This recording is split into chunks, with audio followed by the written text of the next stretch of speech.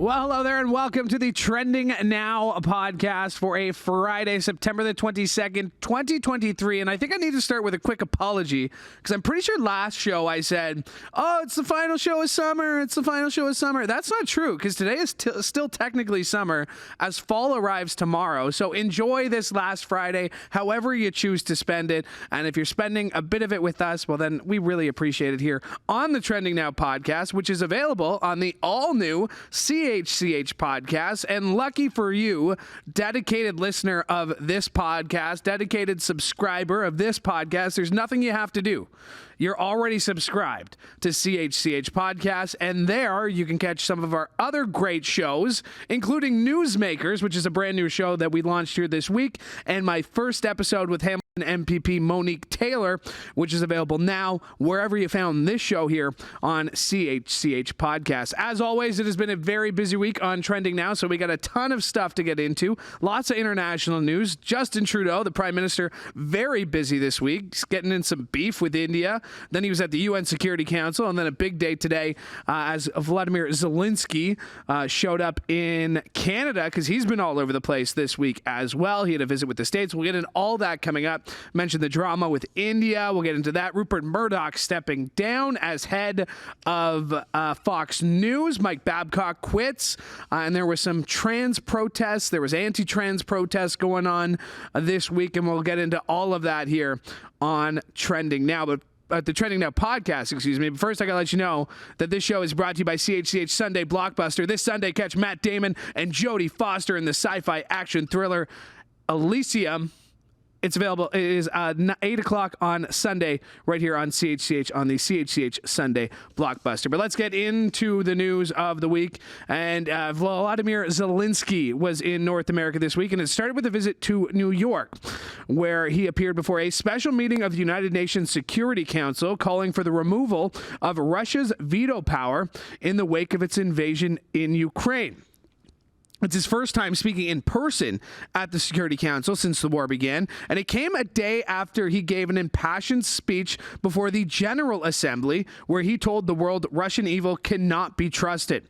Now, pleading for more support to push back Russia's occupation in the east of his country, Zelenskyy says the UN should support his cause as a way to defend the founding UN Charter. He also told the Council it should create preventative sanctions to discourage nations from starting wars with each other. Now, with Russia's representative sitting across from him, Zelenskyy then called on the Council to remove Russia's veto power, a power that only the 5 founding Council members are entitled to. He also asked for the permanent membership of the Security Council to be expanded. Just today as well, he was speaking in front of Canadian Parliament and discussed everything Zelenskyy, everything Ukraine this week. It was a very big week when it comes to the Ukraine war. We're joined by the Trending Now host. That's Matt Ingram. And Matt, I listen, from day one of this war, you have been our CHCH expert on it. I mean, I believe you were doing sports that night that the war broke, that you had to break news that Russia had invaded Ukraine. You did a great special for us, a few months ago, almost a year ago now. Over a year ago now. Crazy. This obviously this is still happening. This war, it's terrible. But what was the latest with Zelenskyy in North America this week? There's a real narrative this week of Zelenskyy doing a push for support across North America. So the annual UN General Assembly session began on Monday or Tuesday. He gives this big speech, basically trying to rally the world around his cause. The next day, he speaks before the Security Council. Same thing. The Security Council is, of course, significant for people who don't know what that is. It's a council that was created by the founding members of the United Nations to promote global security. Russia, USA, UK, France, and China are the 5 permanent members. Those are the global powers of the end of the Second World War. So that's a very important body for him to talk to. So again, he gives this push. There's this viral moment, actually, where the Russian delegate, he tries to get Zelenskyy disqualified from speaking, basically. And the Prime Minister of Albania, who was serving as the session's president, shut him down pretty hard. That's a video worth checking out on our Trending Now YouTube page if you want to check that out.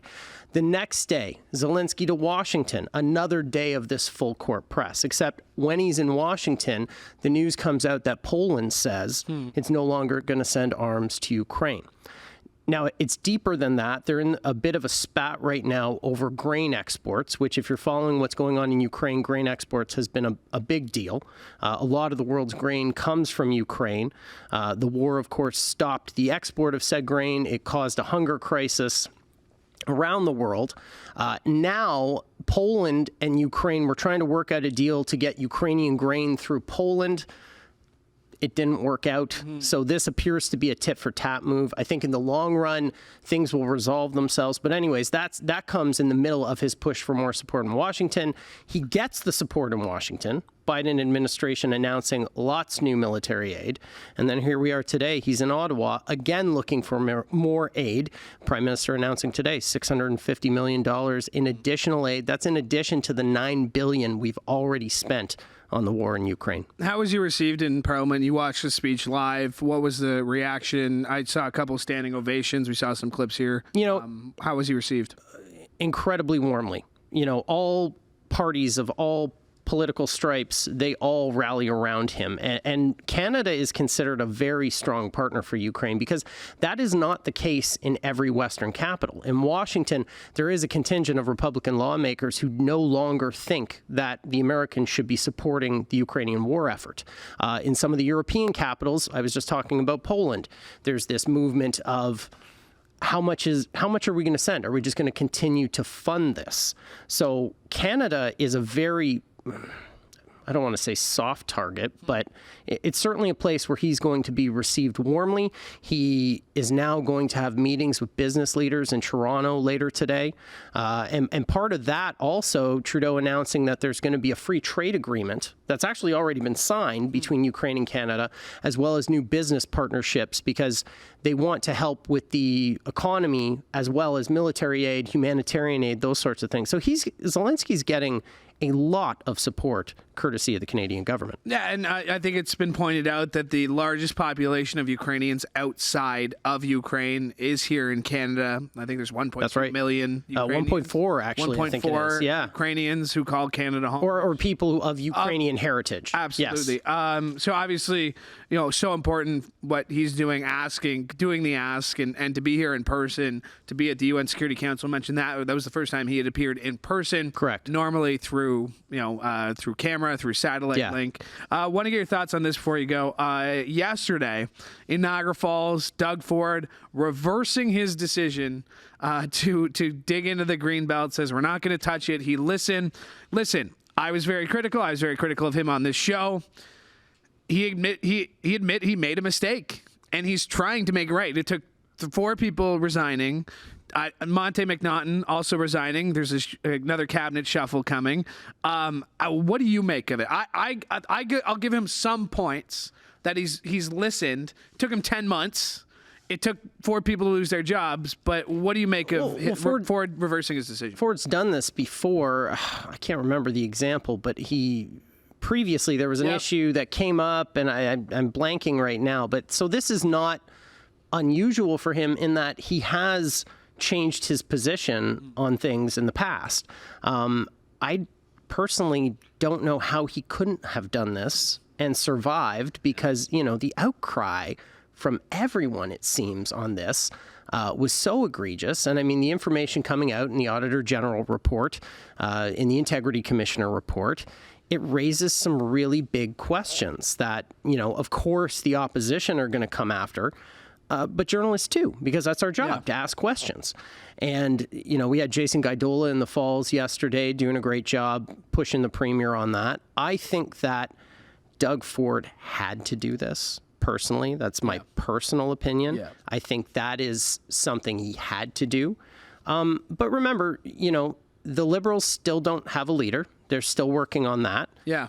Marit Stiles has been very strong in opposition, but there's still some disarray, shall we say, in Ontario politics, in that no clear opponent to Ford other than Stiles has emerged. And I was talking about this with Monique Taylor on our Newsmakers podcast earlier this week. I said the election's not for another 2.5 years. Yeah. there's a good chance a lot of people are going to think, oh, yeah, the Greenbelt scandal. Oh, yeah, but didn't they end up not doing anything? So, It's possible. Like, look at me. I can't even remember what the scandal was a couple years ago. That was another point. And that's my job. That's another point Miss Taylor had, the NDP Hamilton Mountain here.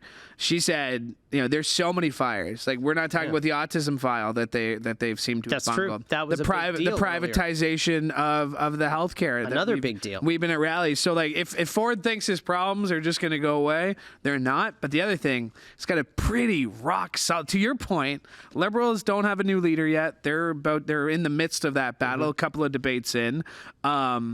NDP, Marit Stiles, said she did a little victory lap last week. I expect that to continue when the legislature is back next week. Monday will be a big day. And we'll have it covered here on CHCH. And I'm pretty sure I'm working on something for CHCH podcast. So I would hope you would. Oh, okay, now you put the pressure on. Come on, man. I was just saying. I was just putting it out there. You got a lot of work to do. You got to get ready for the show, so I'll let you go. Thanks. All right. Thanks very much, Louie. All right, that's Matt Ingram. He is the host of Trending Now, of course, filling in for Kelly Patello, who we told you last week welcomed a brand new baby into the world. So in case you missed that announcement, our congratulations to Kelly, Marco, and little Gia, who was born a few short weeks ago. All right, sticking with trending news in the week. Yeah, we've talked about Trudeau. He's had a busy week. He welcomed Zelenskyy, but he was also in India at the beginning of the week, and he has accused the Indian government of playing a role in the shooting death of Canadian Sikh activist Hardeep Singh Nijjar. Now, Trudeau saying this week he's not trying to provoke or escalate the situation, but is calling on India to take this seriously. Now, the diplomatic tit-for-tat is escalated as India has now expelled a top Canadian diplomat, coming just hours after Ottawa told the top Indian intelligence official in our country to get out. Now, Nijjar's son is speaking out, saying it was just a matter of time before the truth came out about his father's death. And the World Sikh Organization of Canada says it is shocked by the death as relations between India and Canada continue to spiral downwards. Now, Justin Trudeau says he wants to work with the Indian government, but the Indian government is denying the allegations, calling them, quote, absurd and motivated. Now, Canada's High Commissioner in New Delhi, Cameron McKay, didn't respond to reporters as he entered the Indian Foreign Ministry this week after he was given 5 days to leave the country amid protests against Trudeau in India. Now, the decision coming after this week's announcement from Foreign Affairs Minister Melanie Joly saying India's top intel official in Ottawa, that being Pavan Kumar Ray, has been kicked out. Now, the president of a Sikh Gurdwara in Surrey, BC, 45-year-old Hardeep Singh Nijjar, was gunned down in the city on June 18th. He was an outspoken supporter of the creation of an independent Sikh homeland called Khalistan, which advocates want to carve out of the Indian state of Punjab. Now, pro-Khalistani protests in Canada have drawn the ire of the Indian government, who released a statement saying that their Prime Minister, Narendra Modi, brought his concerns to Trudeau during the G20 summit, where the frosty relations between Trudeau and Modi were made clear through body language, and Trudeau saying that he confronted him about the murder on the trip. Now, India claims Nijjar, who is a Canadian citizen, or was a Canadian citizen, had links to terrorism, which was something that he denied. Now, later in the week, India took it even further, announcing that they have suspended visa services for Canadians while calling Canada a safe haven for terrorists. Now, the suspension means Canadians are no longer able to get visas to travel to India. Also trending this week, the man behind Fox News, 92-year-old Australian media mogul Rupert Murdoch, is stepping down as chairman of Fox Corporation and News Corp, telling employees it's time for him to take on a different role. Now, this ends a more than 7-decade career, which began in 1954 when he created a media empire from Australia to the U.S. According to reports, Murdoch made the announcement Thursday. In a memo to staff, he wrote, quote, "For my entire professional life, I have been engaged daily with news ideas, and that will not change. But the time is right for me to take on different roles." Now, while his son, Lachlan Murdoch, will take on his role as chair of News Corp and continue as executive chair and CEO of Fox Corporation, the elder Murdoch is transitioning to the role of chairman emeritus of Fox Corporation and Fox Corp, allowing him to still be to still be a part of the company. And for more on this, we're brought in the reporter who's covered this story. Hey, Louie. It's our friend Manesa Dhanabalan. How's it going? I'm doing well. This is a big deal. Rupert Murdoch, Fox News president stepping down, 92-year-old. It's time for him to take on a different role. Maybe that should just be retirement. He's not going anywhere. He's still there. I mean, if you even see what kind of position his son is taking over and what kind of position he's taking, yeah, he's still there. And this is like somebody that we're talking about who literally, as the person that I interviewed yesterday said, there were sexual harassment under his leadership. There was, sorry, I'm blanking out. Yeah, there's the defamation lawsuits. Yep. They were already forced to pay $787 million in one. There's another defamation lawsuit that's asking for $2.7 billion. Yep. And then there's just the legacy of Fox News in general. I mean, there's a lot of people who are saying, this is good, but to your point, he's not going anywhere. His fingerprints are all over this sometimes toxic news organization. Yeah, and the thing is, he kind of draws, in my personal opinion, it's and what a lot of people think is that, there's journalism and then there's what they're doing. So it kind of draws some kind of negative attention towards the journalism industry, right? At the end of the day. Yeah, I always said I could probably thrive as a Tucker Carlson if I wanted to. If I believed that stuff, but half joking, half not. I think I'm a good enough, and I feel like I'm just pumping my own tires. If I wanted to convince people that it's because I think it's a performance on Fox News. I'm totally convinced that it is a performance. I don't think they believe it. I'd be scared if they did believe what they're telling people. But it is a bit of a performance. I could be the Tucker Carlson of CHCH. But doesn't it also especially with this podcast? I can hear Greg, our PD, our news director, who's just do not become the Tucker Carlson of CHCH. It's not going to happen. It was just a theory. I was just thinking I could do it if I wanted to. But it was almost performance on Fox News. It was literally everything they say, and they sound so convinced when they say it. It's just crazy, and the amount of people that they have too, that their viewership and everything like that. Just makes you wonder. Yeah. You were also covering this story at the beginning of the week. Before he even had a chance to coach one game with the team. Oh, my God. Mike Babcock resigned as head coach of the Columbus Blue Jackets. All right. Give us the cliff notes on this. What happened? So apparently he asked players, whether they were, older players, younger players, everyone, right, to come in and show what's on their phone, the picture, so he can get to know their personality, right? So while some people say it was fine, I just have pictures of my family, it doesn't really matter. Others were I feel a little uncomfortable that he's asking that, and rightfully so, right? To go through the pictures on your camera roll and to also put that on the screen too is yeah. For your that's also for the other teammates to see. So we talked about this. Yes. If you were to go through your phone right now, I'm assuming there's a lot of wedding pictures. Yes, a lot of wedding pictures. How long would you need to be hold on 1 second?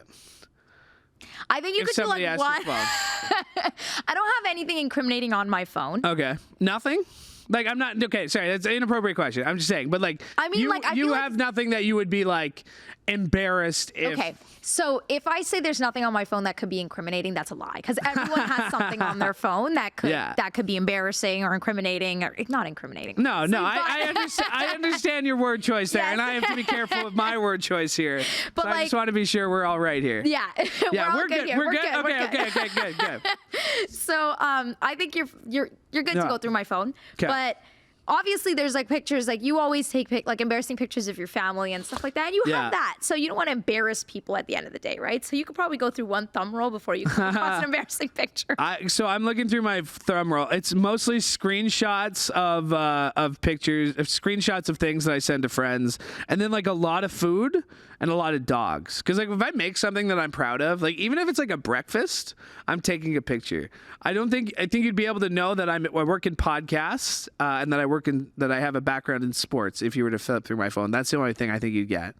But today's the last day of summer. I mentioned this off the top. Today is the last day of summer. Tomorrow, fall rolls in, and I'm going to ask either Shelly when she gets in what exactly time fall rolls in. You've had a very, very busy summer. Yes. But you've also had like exciting things happen this summer. Yeah, that's true. When you look back on summer 2023, how are you going to reflect on it? All I see is like a big ball of stress that was like in my head. Like I couldn't even really enjoy like the nice weather and stuff. Like I would just. Did we have nice weather? I think we had really nice weather, because I was able today, to dress. Yesterday, nice weather. Yeah, but like, you know what? Like when I was doing all those wedding errands, like I don't remember what I threw on. I'm pretty sure I was just wearing sweats and a t-shirt running around like a crazy person. So that sounds about right. I mean, it's just like one of those things where you're like, oh yeah, I guess it was summer, and like you look forward to summer, and now we're closer to like snow. Yep. Than we are like 30 degrees and cannonballs and bright sun. Unfortunately, and you know what gets me though? It's the sunset and how early it comes. So like when you're thinking about the summer, it's like, oh yeah, the sun's still out. It's 8 p.m. And now like you get home from work, it's dark already. Oh my gosh, why'd you have to tell me that? I didn't even take that in until you said it. Yeah, well, you're very busy. What are you working on today? I am working on Alberta pension plan. They're kind of getting the ball rolling on that. They want their own. They want to break off from the CPP. Is that the goal? Yeah, and guess what the number that they're saying is that they're entitled to? Oh, more than half. So 53% of CPP assets. They want.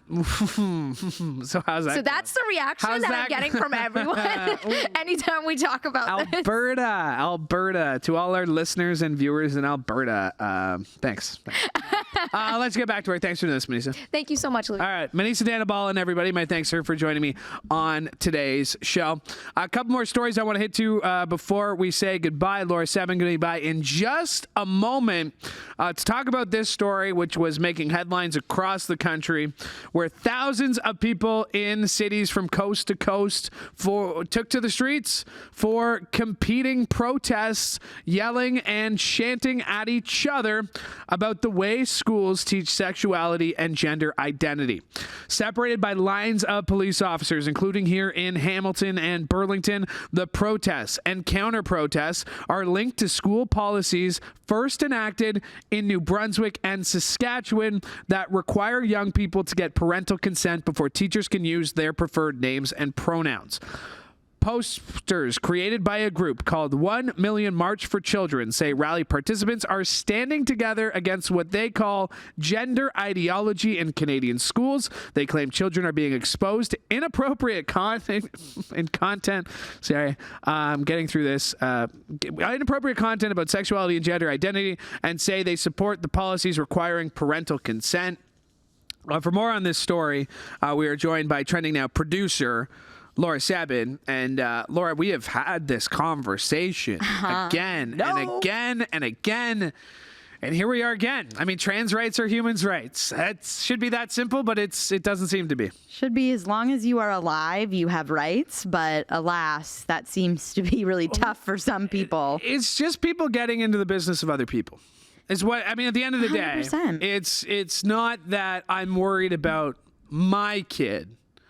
I just don't like you. That's the sense I got watching some of these rallies this week. Yeah, and they love to come out and say, you're painting us as a hate organization, or like we're hating, and that's not what we're doing.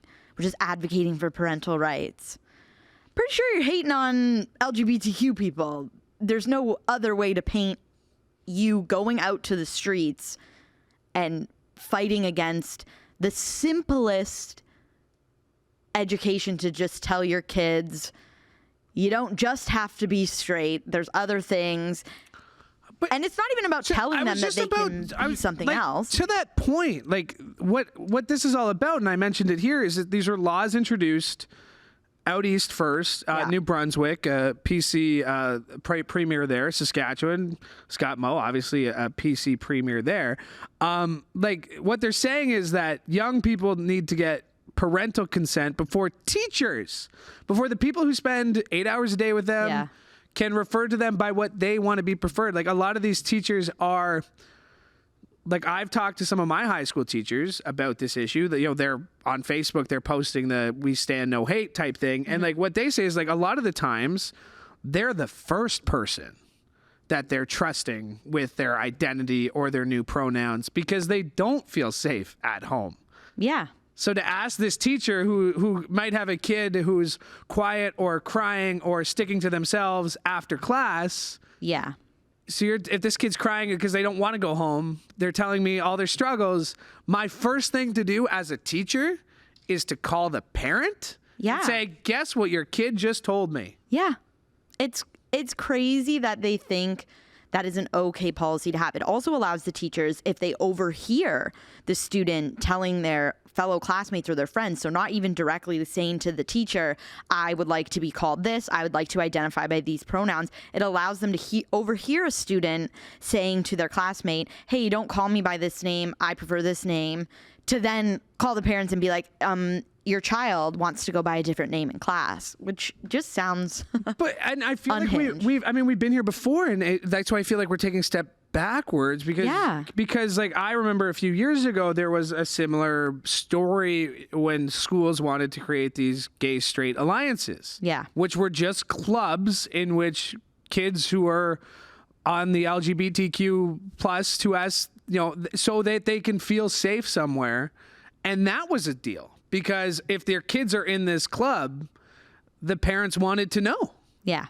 And again, these are supposed to be safe places. School's supposed to be a safe place. And for a lot of kids, like I was very fortunate to have, you know, two parents that you know, a 2-parent household that loved me and whatever. I had a very good upbringing, a happy upbringing. That's not the case for a lot of kids. Yeah. And for these parents who are bringing their kids. Well, that's to these. Exactly. They're out there screaming in the streets saying, don't let schools indoctrinate our children, and then have their 8-year-old kids coming up to the mic and being like, being gay is disgusting. Like, that is indoctrination. Well, and that's the tweet. The indoctrination is not allowing other points of views to be heard or seen or understood.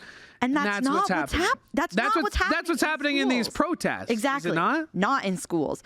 All they're simply trying to do is provide kids with an education of what's out there. Like that is the point of schools. Teach children lessons in history and lessons in modern history, but then also let them know what's out there. Like, I don't know if you remember high school health class. I don't remember anything about health class in elementary school. I don't even know if they told us anything, but Fully Alive. We had books that were called Fully Alive. So you learned about how babies were made and yada yada. But then in high school, unless you took gym more than 1 year, you didn't learn anything about health. And the thing that sticks out the most to me about grade 9 health class, because I got my gym credit in early, was I learned. Did you do summer school gym? No, I didn't. Okay, because there were those kids who did summer school gym after grade 8. No, I didn't. No, I did it in class, but the only thing I remember about health class is learning about STDs and learning that chewing tobacco gives you hairy tongue. And that's it. That doesn't teach me anything. Again, back to my teachers I know on Facebook. They're like, I can't even get your stupid kid, not stupid kid. I can't even get your kid to put on deodorant. How are you expecting me to convince them that they're gay or that they're trans? Like, what do you expect? Like, the teachers, like, again, there are teachers that people really trust, and there are teachers like you don't listen. You're a teenager. Yeah. You're like, and that's what scares me is I'm seeing some of these tweets. It's like, well, look at this grade 9 curriculum. Bisexual means you like more than one. Like, I know, it's straight so means you, basic. and it's like, wait, what? Like It's that's so what basic. It's the literature that's being pulled off the shelves. Again, this is off topic than what we're talking about here, but in Florida, a teacher was fired after giving their students, a graphic novel version of the Diary of Anne Frank, and they were fired. Grade 8. Not allowed to learn about the Holocaust anymore? No. Either? Because of the descriptions of genitalia that Anne Frank writes in her diary. Like, we're human beings. We have these parts. Would you rather your kid find out about how to... But your kid is finding out about it on the internet. Yeah. Like, your kid... Like, I'm sorry, and from parents. way worse sources. I'm sorry, parents. Like, my parents... We've talked about... And again, we're repeating it. But, like, my parents didn't know 75% of the crap I was doing on the internet. Not that I was doing bad stuff, but like... Because they don't know. You're 12 years old. You and your buddies are on the laptop, like, on a computer. You know, like, internet. things. I had rules over what I was allowed to watch and not allowed to watch. And guess what I would do? Rules. My parents weren't in the room. I'd put it on. I would have a channel I knew I was allowed to watch memorize. My mom would come into the room. I would change and immediately type in a different channel. So if she took the remote from me and went go back, it was Is your mom going to watch this episode? Is your mom going to watch She knows now. Oh, she knows now. Yeah, like we have ways of not showing you what we're doing. So to assume that teachers are running into your kids every day and being like, and to also the craziest thing is that they assume that learning about what transgender is going to like lead to like medical intervention. Like your teacher's going to say to you, come on into my office here and let me start giving you hormone blockers. Anyways. Well, that's the other, I mean, like medical. Clearly it fires us up. Yeah, clearly. For the first time in 10 races. I know the number. For the first time in 10 races, Max Verstappen had a great weekend. He had a great weekend. No, I had a great weekend. You had a great weekend because Max Verstappen did not win. You had told me going into it that Red Bull not feeling confident about these road races. Yeah. A different winner. What are you expecting to see this weekend in Japan? Other than the fact that you have to stay up, 2 in the morning is when the race starts? I think it's at 1 a.m. 1 a.m., yeah? I'll do it. At least it's Saturday. Like, it's Saturday morning, Night. 1 a.m. Yeah. No, Sunday morning, 1 a.m. Yeah. Okay. Feels like Saturday. Big race, though. Yeah. Big race. I'm expecting Max to win. There you go. But it was nice to have a break. Yeah. And we have another street circuit coming up soon in Vegas. So, again, which is a race that starts at 1 a.m. Eastern time. Yeah, that's to accommodate European audiences. 10 p.m. Pacific time. So 10 p.m. local time is when the race starts. Yeah. But I mean, it's Vegas, so it's a 24-hour city, right? Exactly. But they've already started like shutting down streets and stuff, and people are actually pretty pissed about it because I think the race is a month away. Ooh. And so they've already started blocking stuff Two off. American races? Miami? Unfortunately. Oh. But this Vegas one's new. It's three. Yeah, because they do it in Texas. Yeah. Austin, there's an right? official course there, is there not? Yeah. And then Miami, and then so that just ruins your whole weekend plans. No. Oh, so what are you doing this weekend? I'm gonna hang out with some of our coworkers. It's gonna be a good time. My invite must have been lost in. Well, it's girls only, no boys, just girls. All right, my thanks to Laura Sebben for joining me today. Thanks for doing this. Thanks, Louie. All right, my thanks to Laura. My thanks to Manesa Dhanabalan. My thanks to Matt Ingram, and my thanks to you as well. Mike Corson, great job choosing the camera shots. Great job setting it up. Shout out, best director switcher CHCH Podcasts has.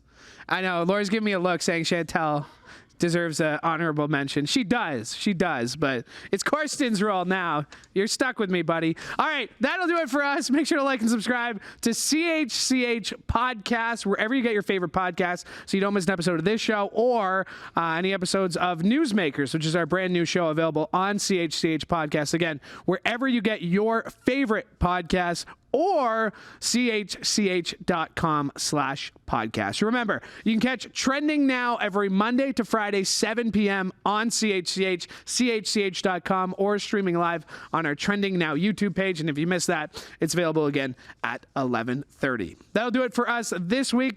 This show will be back next week. I'll be back with a brand new episode of Newsmakers next week as well. Thanks for joining us here on the Trending Now podcast. I'm Louie Butko. Hoping you have a great weekend.